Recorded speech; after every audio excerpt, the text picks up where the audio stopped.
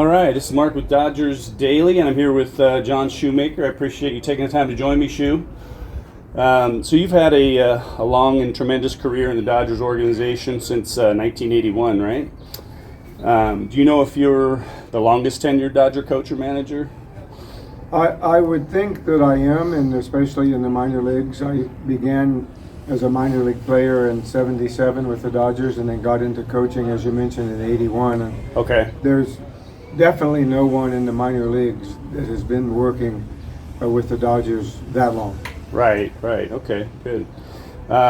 You've won 2 league championships, actually, two, right, so far as a manager in the organization. And you're in the Southern League Hall of Fame, I saw, which is impressive. You served in a wide variety of roles with the Dodgers. Is there one role or a year that really stands out for you, would you say? Every year is a little different, and every year is challenging going into the year because you don't know your players that well, how Right. they're going to perform. You don't know the opposition, but all the years have been really, really good with the Dodgers, and I've enjoyed my time here in Rancho. Being a little closer to Dodger Stadium is kind of fun, and Right. the West Coast time zone is I enjoyed that. Everything is over when we're done, so Yeah. that's kind of enjoyable too. Yeah, right. Do you get to take in some Dodger games occasionally, or? I've seen a couple this year, yes. I Okay. have. Yeah, good. I saw that you were drafted in baseball as well as the NBA in the 6th round by the Bulls, which you've had an excellent career with the Dodgers. Do you ever wonder what might have been if you'd chosen the NBA? Well, they didn't choose me. It's something to talk about, but back in those days they had a lot of rounds in the NBA draft. And Okay. nobody really made it. Nowadays they only have like 1 round or 2. Okay. But happy to be drafted, and went to the tryout camp in September, but myself and 3 or 4 other guys were gone pretty quickly. But fortunate to be with a great organization like the Dodgers, and having an opportunity to coach and come across great personalities and great players. It's just been a great experience. What would you say is most gratifying to you about what you're doing here with the Quakes? I would say watching your team play, where they're playing with a little effort, energy, and enthusiasm and efficiency. Those are kind of our 4 buzzwords that we try to put out there, and to see the improvement from April to September on certain individuals. Yeah. Winning games. What we talk about here is we want to play to win. We know we're not going to win every game. Right. Some people talk about development players, which is all important. Winning and development somehow should be able to go hand in hand. We want to teach the guys how you should go about winning and be a winner on the field, because when you get to Dodger Stadium, you're expected to be up at the front of the division.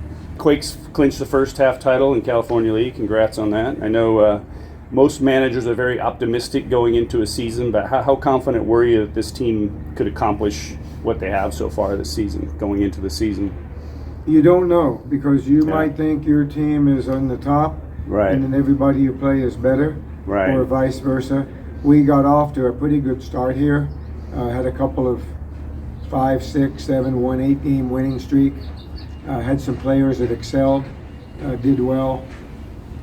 Our pitching staff was really good, and they've stayed near the top in striking batters out and close to the top in earned run average. And we've relied a lot here on our speed, stolen bases, and creating pressure on the defensive side. So been happy with the way we played, and just hope we can continue starting the second half. What would you say has surprised you the most so far? Are there certain players who have maybe exceeded your initial expectations coming into the season? Or? Well, I would just honestly say the amount of stolen bases that we have. I knew we had fast guys, Right. but they've taken it to another level right now, and that's been a little bit surprising. Right. Obviously, pitchers have to be able to hold runners close and still get batters out, and catchers have to throw accurately. And we have been able to put a lot of pressure on the defense, and it's really helped us. So the team has received contributions from a lot of outstanding players, obviously. Can you give me some insight into maybe some performances that have stood out for you, different people? Well, probably the most impressive, he's not here now, he got promoted to Great Lakes, is Mike Sirota. Right. He came over from Cincinnati in the trade. Yeah. And he was a good leader on the field, because of what he did, and also in the clubhouse. Good. Everyone gravitated to him. He was a college kid, just maybe a little older, but not that much older than the other kids. But I would say he was the number one guy that stood out. And we've also had some good weeks, good 2 weeks, good months from certain other players. And Sean Lignon was one of our pitchers who really did well before he got promoted. He was pretty much unhittable in this league. Yes. Christian Zueta has thrown the ball well for 7 victories. And there's just a lot of good ball players here. It's the way they go about their business every day. And I've got to compliment our coaching staff on the work they've put in on the sidelines and pregame and letting the guys know what the opponents look like. It's been a good group effort. A couple other guys, Eduardo Quintero and Joendry Vargas, have been winning championships on each level they've played for the Dodgers. Hopefully that'll continue this year. Both incredible players. Did you expect them to be as good as they are? Eduardo came up here last year towards the end of the season, and he was still trying to feel his way through this league, but he's jumped in right now and has done really, really well with hitting, playing center field. His body's a lot stronger. Second half of the season, we'll see how he holds up. Vargas, unfortunately, he's had a couple of stints injured. Wrist injury. He left us. He came back. He still wasn't really right, and then he's left us again. So these guys did a lot of damage in our lineup along with others, but we just hope that somebody can stay healthy for the rest of the season and that Vargas can get back to us soon. Jerron Elkins really seems to have progressed really well this year. He's an incredible athlete. I saw that he played running back in high school, and he looks like he's a running back. He has tremendous athleticism and tools. Can you give us some insight into his development? Learning every day. Yeah. Hitting is not an easy thing to do in baseball, and he's been fairly consistent, and he's working on some of his weaknesses and trying to still develop his strengths. But the thing that Jaron has is a determination, and he feels like that he's going to be able to do anything that he sets out to do. They've been very, very aggressive on the bases. Can get up to top running speed almost in about 2 or 3 steps. Plays hard, goes down the first baseline hard, and likable guy, and just trying to feel out the hitting. And you don't know, this is low A ball, so when you start moving up, pitchers are going to be better. They're going to be able to throw the ball where they want it more often. Trying to throw the ball where you can't hit it, and then it's time to make an adjustment. But we've really been happy with his adjustments. There are a lot of players we could discuss: Elijah Hainline, Munoz, Martinez, Lindsay, many others. On the pitching side, Christian Zueta has had a fantastic season as a pitcher. What do you think are the keys to his success, and what's impressed you about him? He throws strikes. Okay. And he can work the corners of the plate when he needs to, and he's developing some pitches. Developing a little cut fastball and a little sweeping breaking ball. Okay. So those are just new things that he didn't have last year. He was basically working with a fastball and a changeup and a little bit of a slider, but he's very athletic, very intellectual on the mound, and he's very, very competitive. Sean Lignon, you mentioned earlier, he also got promoted. He was phenomenal here. How do you feel about your pitching staff? And are there certain pitchers you're excited to see progress in the second half? Well, everybody's going to start getting as many opportunities as they had in the first half. Okay. Our starting pitchers are doing well. We have a pretty strict pitch count here, and we're holding to that. The last thing we want to do is hurt somebody here, having them throw 125 pitches in a game. It's just not going to happen. Right.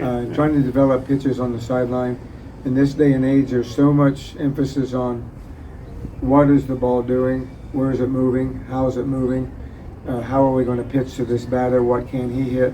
Sometimes it can be overwhelming, but the guys that can put it all together are the ones that are going to have success. It has to be challenging for you as a manager to have players promoted, as Sirota was, in the context of trying to win championships, but I'm sure that you're proud when that happens.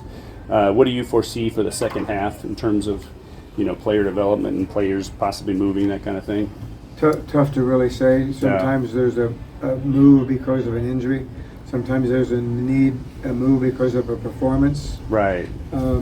When someone moves, we've been fortunate in the Dodger system. When someone moves, it seems like we get a guy coming to us that's going to do just as well, and that's just the way we have to look at it. You can't control injuries.